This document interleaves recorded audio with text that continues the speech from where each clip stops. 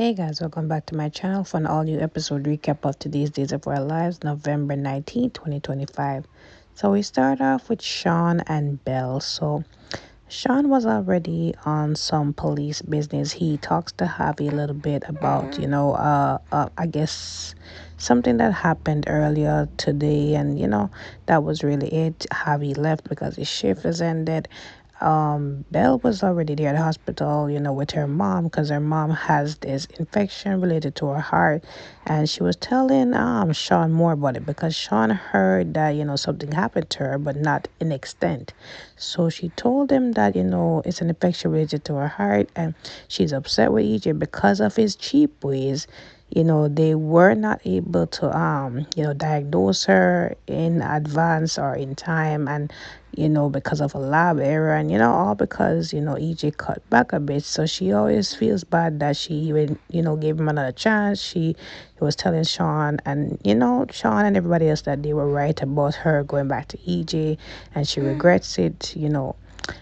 um, Also, she talked about if Sean talked to Sammy, and he said, yeah, briefly, because they were talking about the girl and how he got to meet a lot of family and, see the history and everything. And he said that, Sammy didn't mention anything about Belle being back at EG or anything like that. So she said, I just feel like a fool, blah, blah, blah. So I'm saying, Belle, if you don't just get over yourself at this point, because it's getting annoying. Every time we see Belle, she's talking about EG and how she regrets it, blah, blah, blah, or how, Sammy this and Sammy that. Like, isn't there nothing else interesting to talk about regarding you? Because you're getting really annoying now. So, anyways, they talk about their relationship and how, she hasn't found somebody else and she's just laying low. Sean is laying low. And they said they had a great thing. They had a child, and, they will always love each other and, whatever. So, she's on the dating side, and she actually saw somebody familiar. We'll get into that at some point. Now, Chad is taking up Gabby's advice to set up a dating profile. Leo comes over, you know, he asked what's going on with Thomas, and he said, things are how they are. And he asked about the article, which he said was well written. And, Leo is not really thrilled by it because, again, he wants to write about things that are salacious, things that are, dramatic, right? Like what's happening with Chad's siblings, disappearing or MIA. And, he asked Chad if he knows anything, and Chad said if he did, he would have told him, right? So he sees that Chad has a open dating profile on his phone. So he snatched the phone. He reads the description. He's saying, like, this is not really interesting. It's not going to catch anybody, right? It's too safe. So Leo jazzes it up a little bit, puts some extra things in there, like how he used to teach underprivileged kids how to play the saxophone or the ukulele. Interesting stuff, right? Because before, Chad had, like, a loving, doting father, little league coach, you know, just basic stuff, right? Which wasn't really gonna catch the most interesting girl, right? So he jazzes it up, and Chad allows him to just go have at it, right? So, anyways, Leo leaves, and Chad is there thinking about the profile, and he submits and he goes through with it, right? Now, EJ is at the pub, and he's the last of Sammy's ex-husband to go. Roman is closing up shop, and EJ is saying, I guess the ex-husband's club, Sammy Brady ex-husband's club, has been adjourned, right? So Roman is just glad that they didn't destroy any chairs because he doesn't have the budget to repair them, which I think it was really comical there seeing. And he's just glad that they were very civil, and surprisingly so, because otherwise there's no love lost between him, Rafe, and Lucas.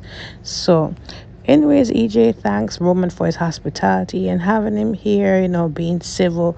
So Roman said, look, you are the father of some of my grandkids. I have no choice but to be civil with you. And, EJ agrees the same as well.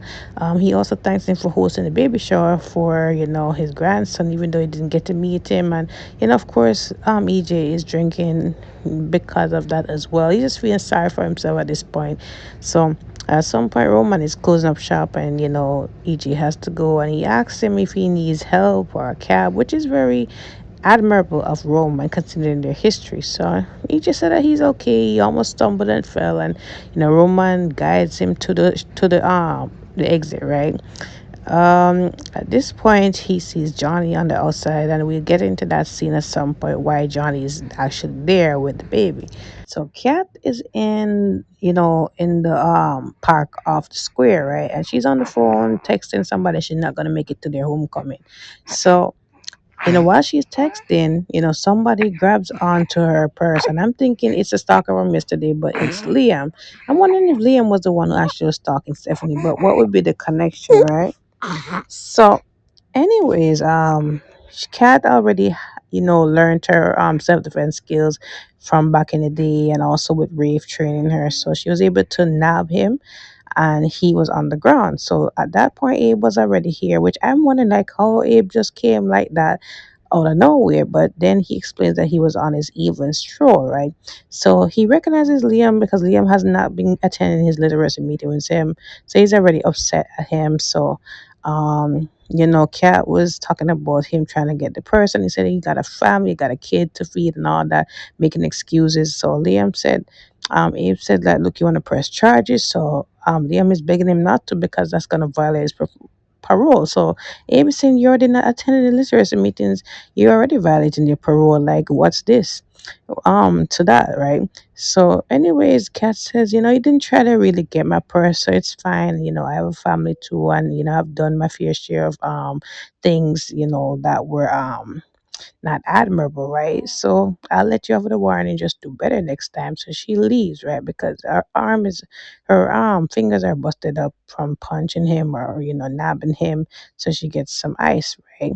So Abe and him get a chance to talk. Abe said, look, you need to do better. Like, this is your last chance. Like, if you can't like straighten up and come to the meetings and everything, then I have no choice but to talk to your parole officer. Like, get it together. So he promises him that, he's gonna do better.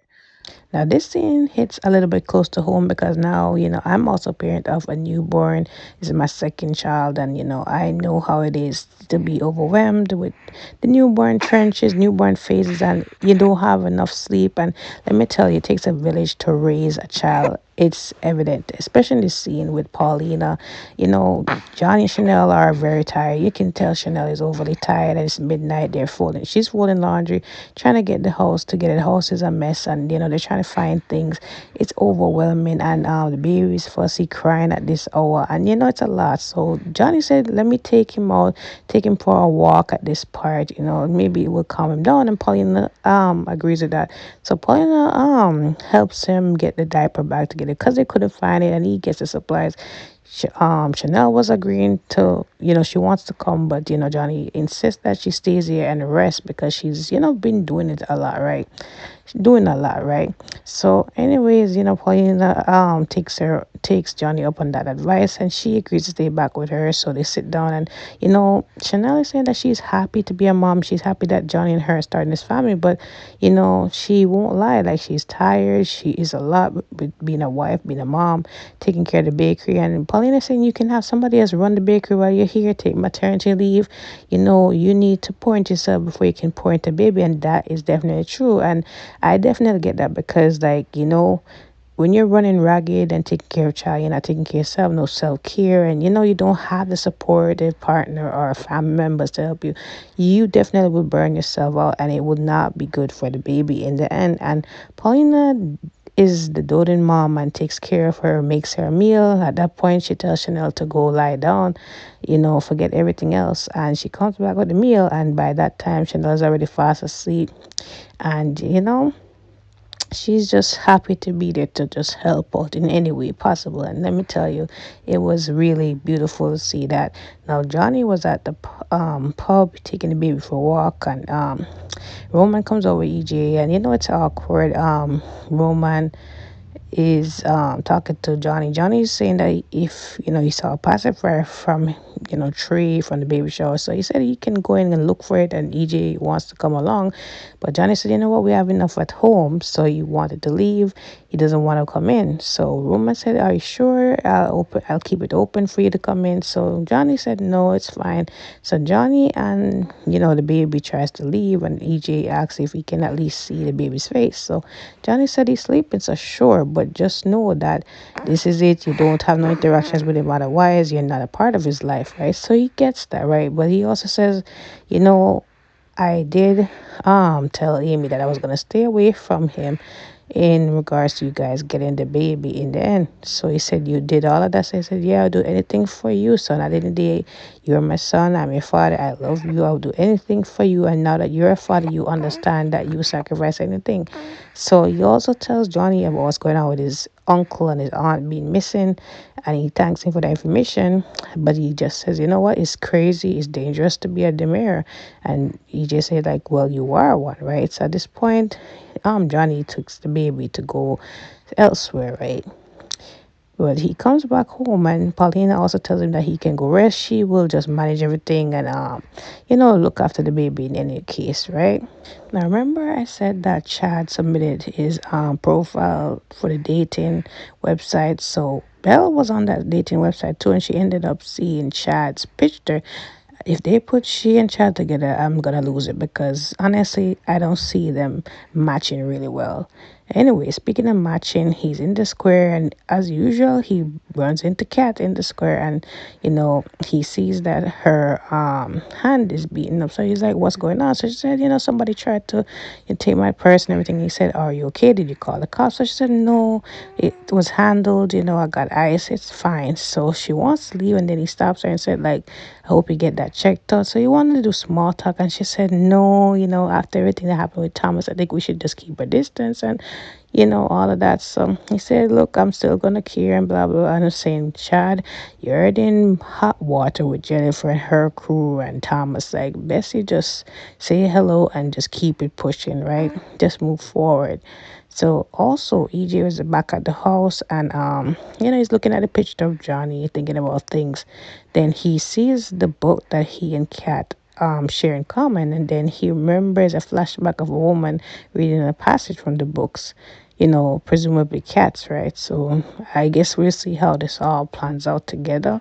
I think that was it for today's episode. Comment below your thoughts on today's episode. Let me know. I will see you guys tomorrow. Don't forget to like, follow, subscribe to my channel.